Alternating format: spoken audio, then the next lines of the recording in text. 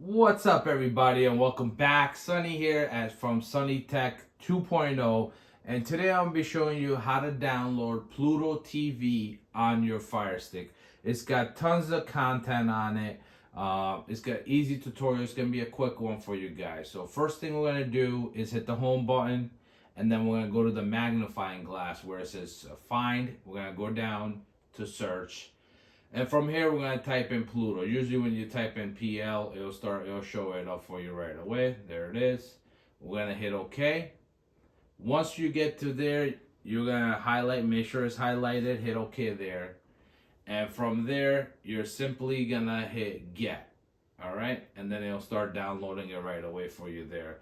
And once it's downloaded, you can simply open the application. I'm not going to open it because it goes right into it playing TV. So it's got movies, TV shows, live TV content. You can sign up, and when you sign up, it saves your favorites. It also lets you go back to where you left off.